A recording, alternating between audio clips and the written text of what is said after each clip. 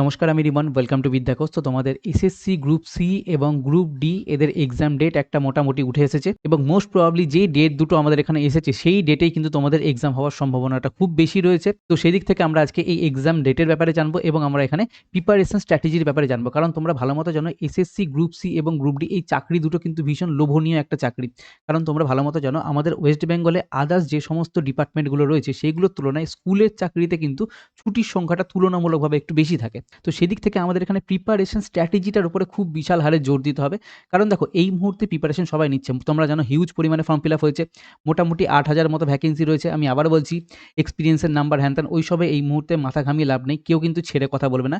একজন নতুন ক্যান্ডিডেট এবং একজন যে এক্সপিরিয়েন্স পাচ্ছে কেউ কিন্তু ছেড়ে কথা বলবে না। হ্যাঁ, যারা পুরনো হয়ে গেছে তাদের হয়তো একটু অ্যাডভান্টেজ কম থাকবে, কারণ তারা অনেকদিন আগে থেকে পড়াশোনার বাইরে চলে গিয়েছে। তো সেই দিক থেকে তোমাদের এখানে অ্যাডভান্টেজটা বেশি থাকবে, অনেকটাই বেশি থাকবে যারা নতুন ক্যান্ডিডেট থাকছো তাদের জন্য। তো সেই দিক থেকে এই চাকরির জন্য যতটা তোমাকে এফোর্ট দেওয়া উচিত তুমি ততটা এফোর্ট দাও এবং তোমাদের যা করণীয়, তুমি যদি এখানে 10% এক্সট্রা বেনিফিট তুমি যদি পেয়ে যাও, এই 10% এর জন্য তোমাকে কিন্তু ফুল এফোর্ট দিতে হবে। কারণ একটা এক্সাম ক্র্যাক করতে গেলে তুমি যদি 1% তোমার যদি ঘাটতি থেকে যায়, তুমি সেখান থেকে কিন্তু এক্সাম থেকে বেরিয়ে যাচ্ছ। তো সেদিক থেকে 10% অনেকটা বেশি ম্যাটার করেছে কোনো কিছুর ক্ষেত্রে। তো সেদিক থেকে তোমার এই 10% এর প্রিপারেশনটাও বিশাল হারে ম্যাটার করে যাবে তোমার চাকরিটা পাওয়ার জন্য। ওকে, এবার আমি আসছি এক্সাম ডেট নিয়ে। দেখো তোমাদের যে এক্সাম ডেটটা উঠে আসছে সেটা হচ্ছে যে কি মার্চ মাসের 1 তারিখে তোমাদের একটা ডেট আসছে। তো এই ডেটে মোটামুটি চান্স রয়েছে তোমাদের এইখানে গ্রুপ সি এর এক্সামটা কিন্তু এখানে হয়ে যাবে।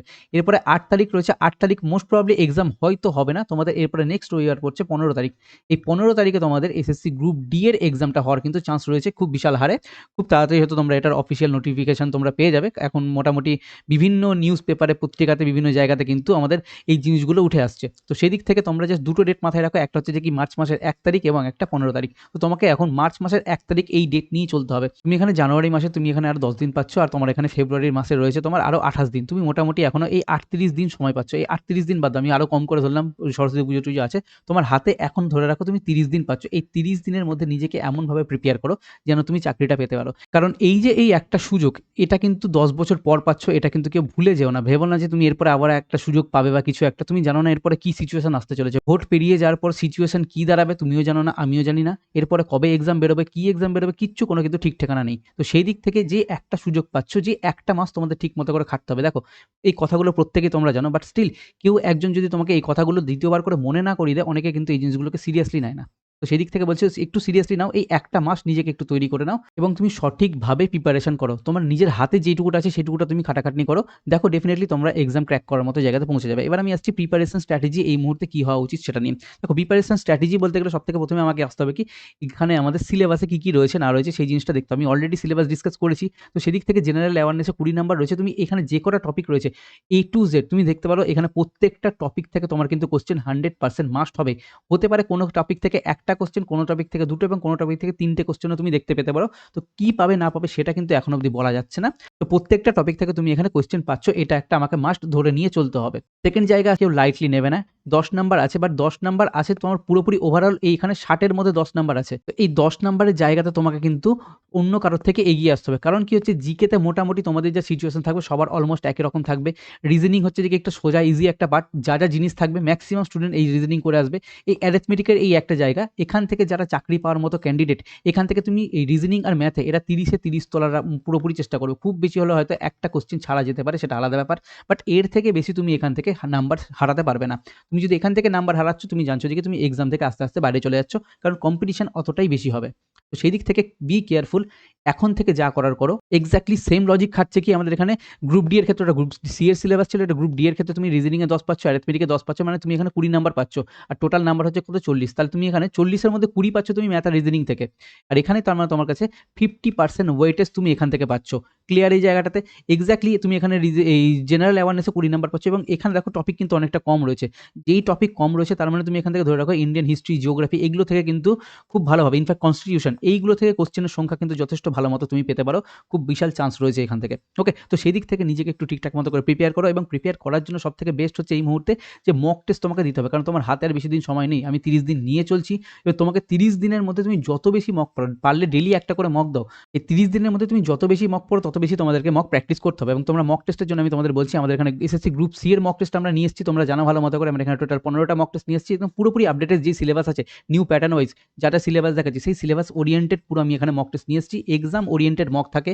যেন কোনো উল্টোপাল্টা কোশ্চেন না থাকে। যেরকম কোশ্চেন আমাদের এক্সামে মোটামুটি দেখা যায় সেই রকম কোশ্চেন দিয়ে আমরা কিন্তু মকগুলো বানিয়ে রাখি। ফুল স্কোর 60 থাকে তোমরা জানো এবং এই মকের প্রাইস এই মুহূর্তে থাকছে কত 111 111 থাকছে। বাট তোমাদের 111 পেমেন্ট করতে হবে না। তোমরা যদি এই কুপন কোড এপ্লাই করো SSC 81 তাহলে তোমরা 81 টাকাতে কিন্তু তোমরা মক টেস্টটা পেয়ে যাবে এবং তোমাদের SSC গ্রুপ ডি এরও কিন্তু আমরা মক টেস্ট নিয়ে এসেছি। এখানে তোমরা 15টা পাচ্ছ, ওখানে 15টা পাচ্ছিলে, এখানেও 15টা পাচ্ছিল। নিউ প্যাটার্নে একদম exam oriented mock 40 number full score থাকছে। এখানেও তোমাদের দাম থাকছে কত 101 টাকা। বাট তোমাদের 101 টাকা পেমেন্ট করতে হবে না। তোমরা এখানে কুপন কোড যদি SSC 71 ইউজ করো তাহলে তোমরা এখানে 71 টাকায় মক পেয়ে যাচ্ছ। মানে তুমি এখানে 30 টাকা ডিসকাউন্ট পেয়ে যাচ্ছ অলরেডি।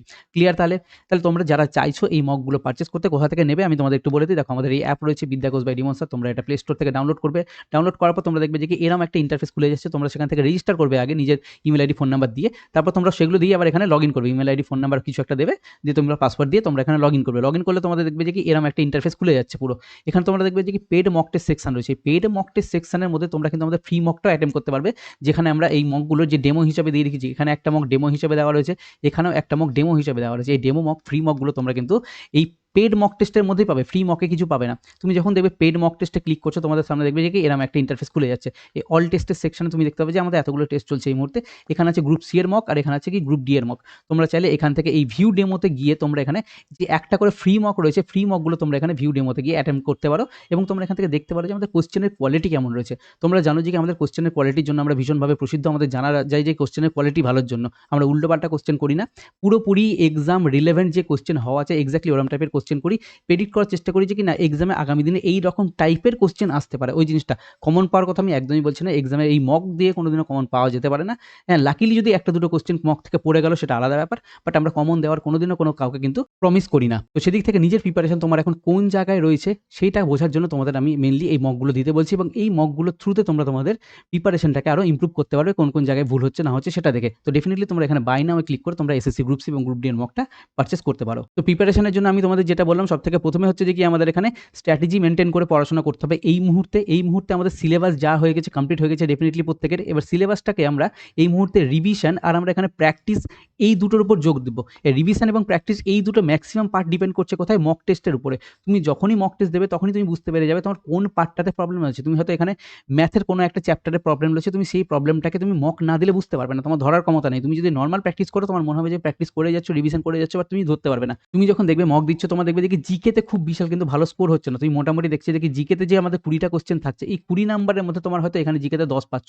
তোমাকে এখানে ডেফিনেটলি বুঝতে হবে তুমি এখানে 10-12তে তোমার কিন্তু কাজ হবে না। তোমাকে এখানে এই নাম্বারটা উঠিয়ে নিয়ে গিয়ে 18-17 এরকম জায়গায় নিয়ে যেতে হবে, কারণ কম্পিটিশন এই লেভেলেরই হাই হচ্ছে। তো সেই দিক থেকে আমাকে প্রপার বুঝতে হবে। এখন দেখো তোমাদের হাতে 30 দিন সময় রয়েছে। তুমি যদি ভাবো যে এর থেকে আমি বেশি আরও দেরি করে দেবো, যে না আমার পুরোপুরি মক মানে সিলেবাস যা রয়েছে সেটা আমার পুরোপুরি 100% কভার হয়ে যাক তারপরে আমি মক দেবো, কোনোদিনও সম্ভব না। মোটামুটি 70% 80% যতটা সিলেবাস তোমাদের মোটামুটি কভার হয়েছে তোমরা এখন থেকে রেগুলারলি মক টেস্ট দিতে থাকো এবং যত বেশি পারবে তত বেশি মক দাও। তুমি যদি এক এক দিনে একটা করে মক দাও তাও তোমার এখন হাতে যে সময় পড়ে রয়েছে তোমার এখানে 30টা মক তুমি আরামসে বার করতে পারবে এই মুহূর্তে। তো বেসিক্যালি আমি তোমাকে এইটুকুটা বলছি, প্র্যাকটিস অ্যান্ড প্র্যাকটিস। তুমি শুধুমাত্র এই প্র্যাকটিসগুলো করে যাও এই মুহূর্তে, ডেফিনেটলি তোমরা এক্সাম হলে দেখবে যে অনেকটা বেটার পারফর্ম করতে পারছো। এখন এই মকগুলো থেকে তোমাদের এই রিভিশনের জায়গাটা ক্লিয়ার হয়ে যাবে।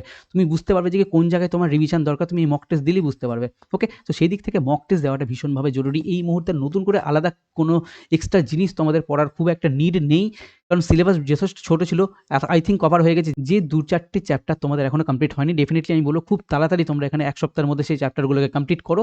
তারপরে তোমাদের পুরোপুরি রেগুলার তোমরা এখন থেকে একটা করে মক টেস্ট দিতে শুরু করো। ডেফিনেটলি তোমাদের অনেকটা বেশি ইমপ্রুভ এখান থেকে হয়ে যাবে। আর এক্সাম ডেটের ব্যাপারে আমি আবারও বলছি, তোমাদের মার্চ মাসের 1 তারিখ হওয়ার সম্ভাবনা রয়েছে। খুব তাড়াতাড়ি অফিসিয়াল ডেট আসবে এবং অফিসিয়াল ডেট এলেই তবে তোমরা সেই ডেটটাকে ফাইনালাইজ ভাববে যে কি হ্যাঁ এতদিনে অফিসিয়াল ডেট এসছে, এই ডেটেই তার মানে এবার আমাদের এক্সাম হবে। অফিসিয়াল ডেট এলেই তবে তোমরা এই ডেটটাকে পুরোপুরি মান্যতা দেবে।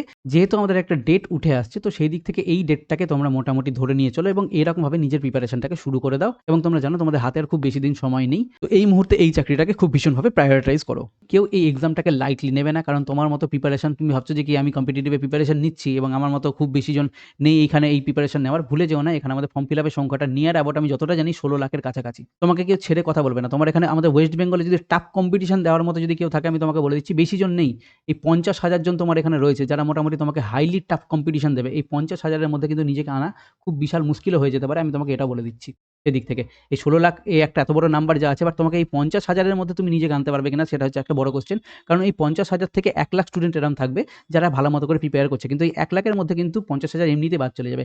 আসল কম্পিটিশন তোমাকে কিন্তু এই ৫০,০০০ জন দেবে আমাদের এই ওয়েস্ট বেঙ্গলের মধ্যে। তো অনেক কিছু আমি তোমাদের সাথে ডিসকাস করলাম। পুরোপুরি রিয়ালিটি কি হতে পারে না হতে পারে, মাইন্ডসেট কিভাবে থাকবে না থাকবে প্রত্যেকটা জিনিস আমি মোটামুটি তোমাদের সাথে ডিসকাস করলাম। তো ভিডিওটা ভালো লাগলে লাইক করো। দেখা হচ্ছে আমাদের নেক্সট ভিডিওতে। Thank you.